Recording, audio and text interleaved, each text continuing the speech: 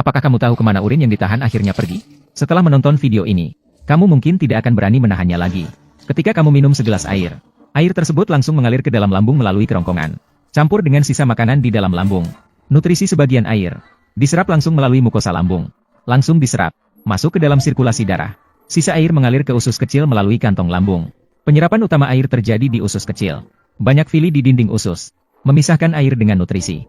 Air dan elektrolit dengan zat terlarut lainnya diserap melalui dinding usus, masuk ke dalam sirkulasi darah, mengalir ke seluruh tubuh, akhirnya diantarkan ke ginjal.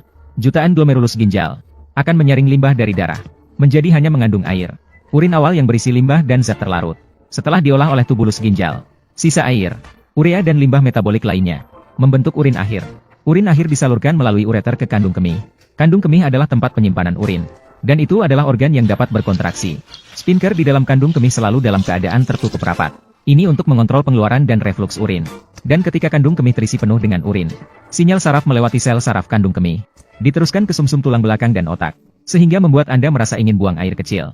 Jika Anda memilih untuk menahan buang air kecil karena alasan tertentu, semakin lama ditahan, volume urin yang terakumulasi di kandung kemih semakin banyak. Kandung kemih akan perlahan-lahan membesar. Setelah mencapai batas ekspansi kandung kemih, urin akan mengalir kembali melalui ureter, bahkan bisa kembali ke ginjal, dan meningkatkan beban ginjal. Semakin lama dan semakin banyak Anda menahan kencing, bakteri berkembang biak dalam urin, meningkatkan risiko infeksi saluran kemih ginjal dan kandung kemih. Meskipun akhirnya Anda tetap buang air kecil, namun merugikan sphinkter, tidak dapat diperbaiki. Menahan kencing dalam jangka panjang akan membuat sphinkter menjadi terlalu lelah, dan menjadi kendur, meningkatkan risiko inkontinensia.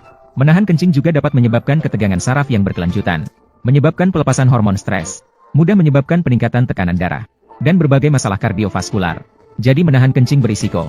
Saat ingin kencing, meskipun sulit, harus buang air. Namun demikian, berapa lama Anda pernah menahan kencing sebelumnya?